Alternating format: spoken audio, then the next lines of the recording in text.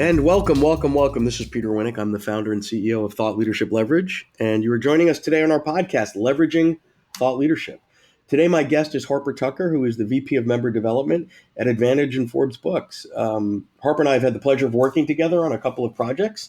I've been a guest of Forbes Advantage Books at their author summit earlier this year down in Charleston. And they are an interesting company doing great things in a couple of different brands. So welcome aboard today, Harper. Thank you for coming on board. Yeah, thanks for having me, Peter. I'm excited to chat with you and chat about thought leadership. Great. So similar to our clients, your clients are coming in the door and looking to scale and leverage their thought leadership and their content. However, the entree for you is a book where in the case of Thought Leadership Leverage, it may or may not be a book. So people come to you and they want to get a book done. And then as a result of getting the book done, they want certain things to happen. So why don't we start actually with talking about maybe the process when someone comes to you? Because as we both know, it's not all about the book, right? The book is critical, the book is key, but the book needs to be one step in an overall process and a platform development and et cetera. So tell us how you work with folks once they sort of come in the door and say, hey, I want to write a book. Yeah, that's a great question, Peter. I mean, one of the first things is just as you probably do with your potential prospects or even customers in which you're working with is candidly, we've got to even see if a fit is a book, right? Or excuse me, the right fit for their goals is a book. There's a lot of people that come to me and they're very focused on, a couple of different avenues, right? They may be focused on book sales. They may be focused on thought leadership. They may be focused on building their business, building their brands. They've got a lot of different ideas, but there's not a strategic plan, if you will, to what are their end goals. So the first thing you're going to do, somebody walks in and says, hey, I want to be an author, is exactly what we would do. Well, tell me what that looks like. What are the goals? Why do you think that's something that you'd like to do? That's exactly right. Yeah, that's exactly right. I want to understand the bigger picture here. Why do they want to do a book, right? What is the big, it's, that takes a lot of time, a lot of effort, and a lot of money, candidly. Right. Mm-hmm. And what is the ROI for them? And I'm not just talking about financial, I'm talking about impactful and force multiplier to the business. So yeah, you're exactly right. And determining if there's a win-win opportunity to work together. Got it. Great. And then so they come in, you walk them through a process, you get to the goals. And then in your world, it's interesting. You have both the Advantage brand and the Forbes Books brand, right? So you're going to have to determine what's the right fit for them inside of that world. So could you tell me sort of the similarities and differences between the two brands? Yeah, I can. At a very high level, there are two different imprints that help you achieve your goals in a myriad of different ways. And Peter, if I can, probably the easiest way to explain this and probably will resonate the most with you and probably even our listeners here is really to kind of tell how Advantage was created and then how the Forbes relationship fit into that. So it really, the story starts about 13 years ago. Advantage Media Group was founded by our CEO, Adam Winick. And he was actually having a conversation with his mentor at the time, Pat Williams. So Pat Williams is the co-founder of the Orlando Magic NBA basketball team. Very successful business person, but more important to this story is he's written over 100 business books in his lifetime. So he's written over 100 business books in his lifetime. So Pat's written over 100 business books in his lifetime. And so it's still amazing that he's written that many books. So he's a prolific author, right? And one of the things that Pat was telling Adam was he said, most people write a book for one of two reasons. The first being is they write the book as, it's an ego play or it's a legacy play, right? They've been successful in business, they've been successful at life, and they want to share their story, right? Mm-hmm. The second reason most people typically write a book is they have some type of unique intellectual property or framework or idea that candidly they think they can put in a book and sell a bunch of copies. So they see the book as an asset. And again, this is 13 years ago, right? The publishing industry is completely different. And so Pat makes a comment to Adam and says, I fundamentally think that's the worst way to make money with a book. He said, you're just pushing pennies at that point, right? But he said, in my experience and some of my other colleagues' experience, I've seen a book help build credibility, help build trust, with your target audience and candidly centers of influence that affect your target audience, like meeting planners, media, and other thought leaders, if you will. So he kind of explains this concept. Adam, instead of focus on book sales, focus on helping an entrepreneur grow their credibility and trust with their target audience, i.e. growing their business. Mm-hmm. And so he encourages Adam, by the way, who has publishing marketing experience, to start a company to help entrepreneurs and CEOs use a book to grow their authority. So that's where Advantage kind of fits in, right? Advantage Media Group's created, I'm not going to bore you guys through the whole story, but they fast forward 1,300 entrepreneurs, CEOs, professionals, experts in their space. But Advantage, where they've specialized, is helping top thought leaders, whether it's the Tom Rass of the world, Sully Sullenberger, to Joe Blow, the financial advisor down in Atlanta that wants to use a book to grow his practice, right? And everything in between, right? And they've used PR, social media, many acquisitions to kind of what we call build authorities in a space. So the Advantage brand has been doing that through book publishing and candidly marketing on the side for the last 13 years and been very successful. Inc. 5000 list, so on and so forth, best places to work. So that's the Advantage story. Where Forbes fits in and is really, really intriguing is probably about 2.5 years ago. So Steve Forbes and Adam Witty happened to meet, and a conversation started, and Steve started asking questions. He said, Adam, tell me what you do. Tell me more about your business. And Adam explains, don't focus on book sales, but focus on authority marketing, for lack of a better term. And he's really intrigued because Steve and candidly the Forbes leadership team had been looking at book publishing for the last 3 or 4 years. And I would imagine he knows a thing or two about publishing. He does. Yeah. He's published his own book. He's seen a lot of people, he knows a thing or two, right?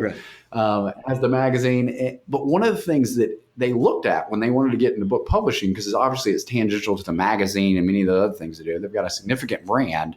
When they looked at the traditional standpoint, there were less book sales consistently every year. There were smaller advances, and the bigger companies were combining. So in the Forbes leadership team's opinion, hey, it looks like this industry is shrinking, right? So when Steve heard this business model, don't focus on book sales, focus on building entrepreneurs and building their business, he thought it was awesome. He thought it was game changing. He also thought tangentially that the Forbes platform could help build other thought leaders, key thought leaders. So that starts a conversation with Advantage and really Adam for about a year. So Forbes does due diligence on the entire publishing industry, including Advantage, and they're making decisions. Peter, you know this. Like, should we create our own business? Should we even work with Advantage? Do they have the quality? Do they not have the quality? Is this the right thing for the Forbes brand to get into publishing? Do they buy something? Do they build something? Do they just pass on it and continue down the path that they were on? Yeah, because they don't have to do this, right? And so one of the big overarching questions as they went through all this was also, who do we let into the platform if we decide to do this? And to understand why they were asking that question, Peter, and I think you know this, but for our listeners here, is over the last 100 years, Forbes has been built on really a couple different processes or systems and how they do their content and who they feature, right? Right now, they reach about 94 million people with an average household income of the readership of north of 300 grand, right? And they built that brand by featuring the Elon Musk, the Richard Bransons, and innovators and disruptors in tech, healthcare, finance, you name it, right? That have something unique to say, right?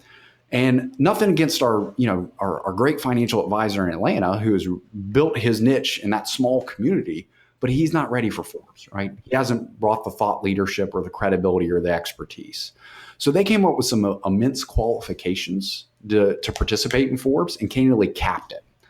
So in 2016, Forbes was launched November of 2016. In 2017, we let 40 members into the platform and capped it, hit it in 7 months.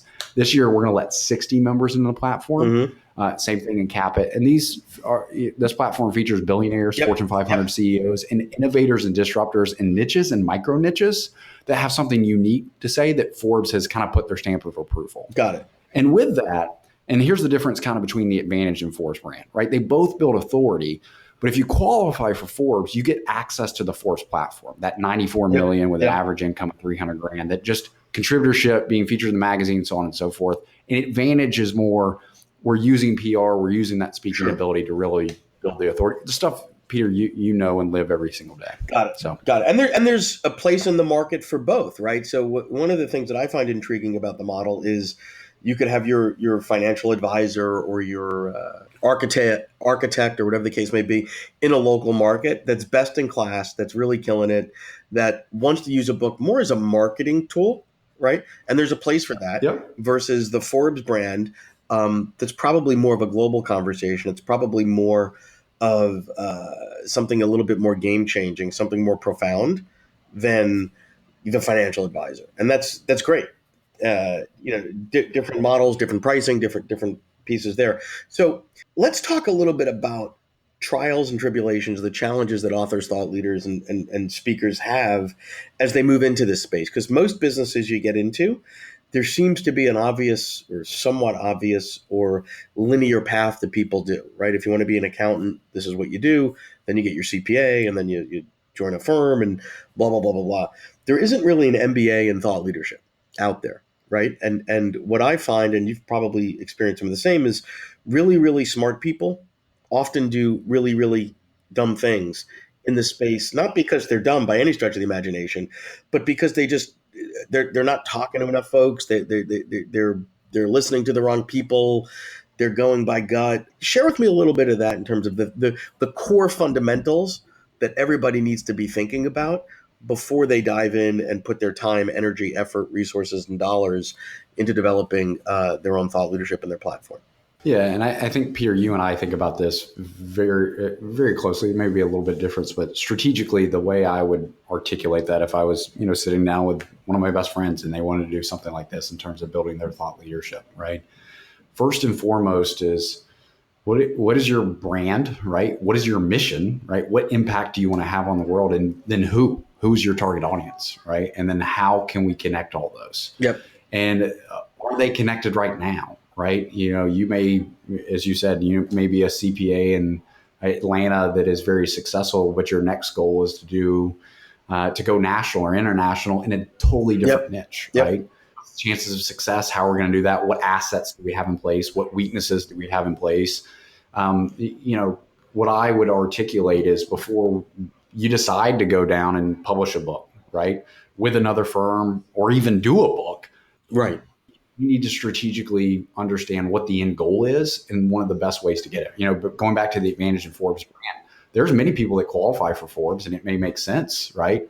But candidly, in terms of their target audience and what they need to do in terms of ROI, advantage is the better route. Or maybe advantage isn't, right? Another opportunity is, right? So, well, and the ROI piece is interesting because to me, it's about A, why write the book?